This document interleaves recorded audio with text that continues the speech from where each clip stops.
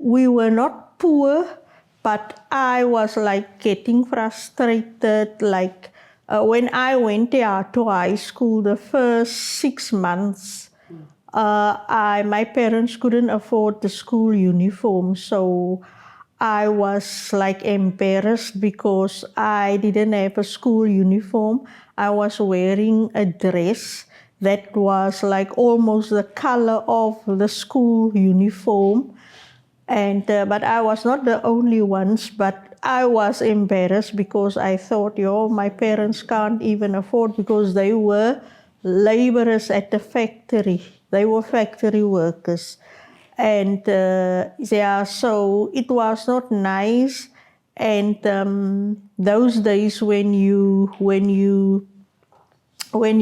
didn't pay your rent, the council will come and put your things outside. And now when you come from school, all the children are passing your school. When you see furniture outside, you thought, hey, I hope it's not my house. But I didn't have a difficult. It was just that embarrassment that your parents don't have. And my father, as I said, he was a factory worker. So to put food on the table, apart from the fact, he took on other jobs over weekends. He would go to the white people to do their gardens. So I went with him a lot. And he was, that time, they didn't call it a shop steward like they call it today. He was a committee member. So he had comrades in Dwelletemba. So I used to go with my father everywhere. And there I came aware that I was thinking like, we don't have electricity, we don't have hot water, but when you go to the white people, they've got everything. They open the tap, it's hot water. And when I came with my father to Dwelletemba, I thought, but now these people, they are now worse off than me. And there is where I became aware, and I got aware and sensitized, like your things is not right. Something is not right. We don't have cold, hot water. They have, but when I come to Dwelletemba, it's another story now. And I used to ask my father lots of things. And because he was a committee member, like they said that time, a committee, I was always asking when he said, the committee is meeting with the white people. So who's this committee and what is the committee and why do you do this? So there is where my awareness became, where I became more and more like, no, things are not right, and I wonder what I can do. And then 76, I was in standard 6, grade 8 as they call it now. So I wasn't much involved because I was young, but when it was the 1980 boycott, that year I was in my matric year, then that was the year of the school boycotts. I wasn't part of a committee, but attended meetings, did all the activities, like we went to pick up pay and that, and we empty the shelves and all those things that, like we will have a meeting and the committee will say, this afternoon we're going to do that, and that is how I became involved, more active, because then I understood more at that time.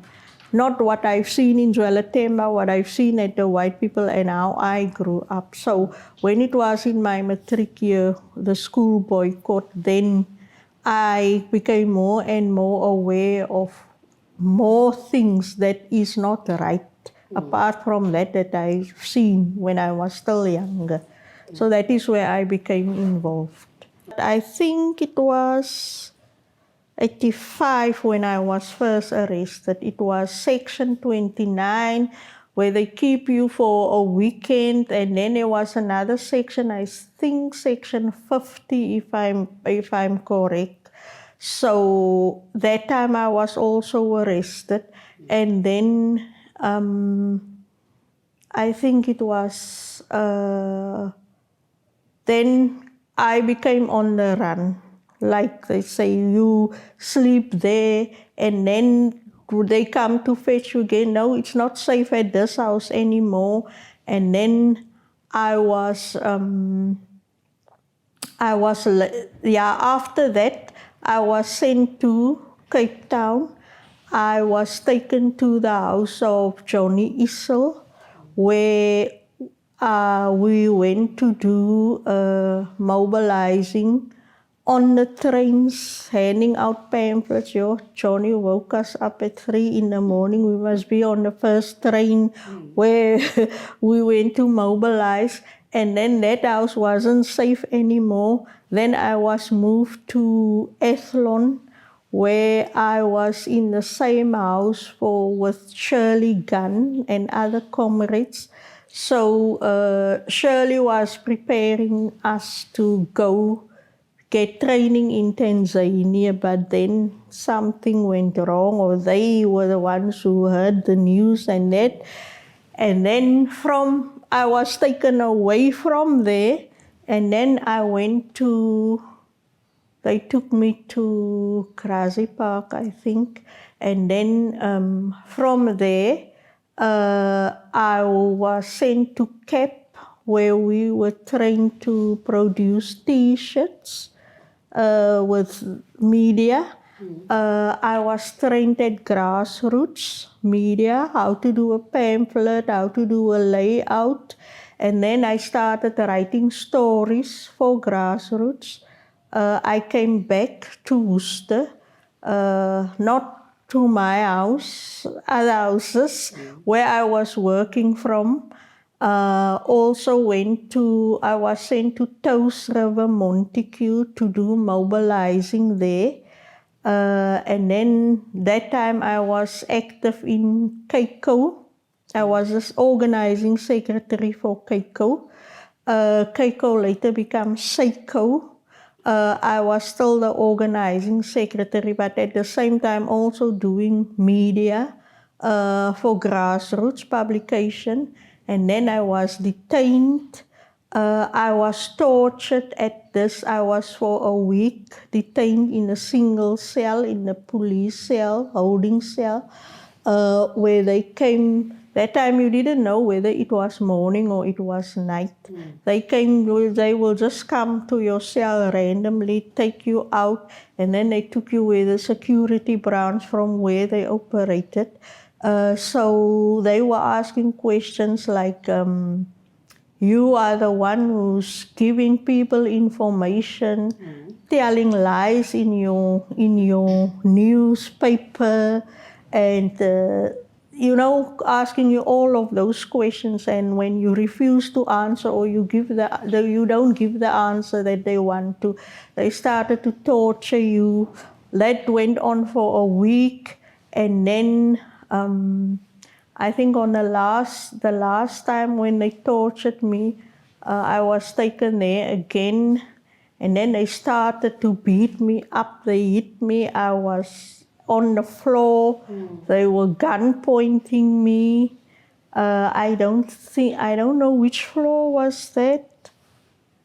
There were different levels. I don't know, can't remember which one. They just, after they beat me up, they took me to the window. They said, you see here, no one will even know. We can kill you here. So I said, no, it's fine. Do whatever you want, because they were big men, and all of them were having this R1 rifle stings, and while the others are interrogating you, the others will put the gun to your head and threaten you. And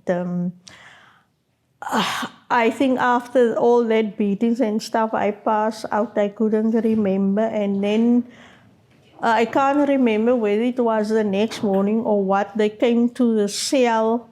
By that time, I was closed from the beatings and that, and then they took me out of the cell. I thought I was going home, and then they took me to Paulsmoor. I was there, I think, for 2 months or so. During that time, the reason why most of the times why they tortured you is that because the type of questions they ask you, they would maybe, for example, tell you, uh, Rabia said you put the petrol bomb there, and I know she won't most tell that. It's like they want information from you, and when you don't want to give it, they start to hit you because they also get frustrated because they want answers. They want to see who's behind what. And I can remember, like I said, they punched me in the face, they hit me, they slapped me, they put the gun against my head, and while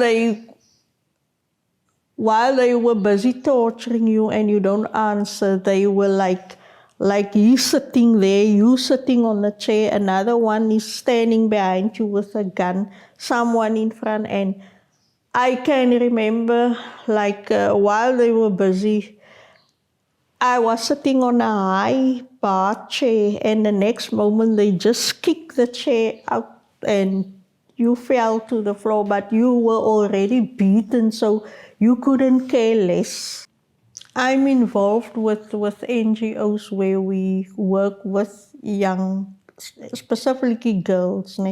The struggle is also not over. They must take up the spear. Because if you see the unemployment, there is lots of things available to them, but sometimes they also don't know about it because the information are also kept away from them. So I want to encourage them to look out for information, stop sitting with your phones, see what's going on around you, and get involved in your communities. And take up the spear, take forward the struggles, because there's lots of struggle still taking place.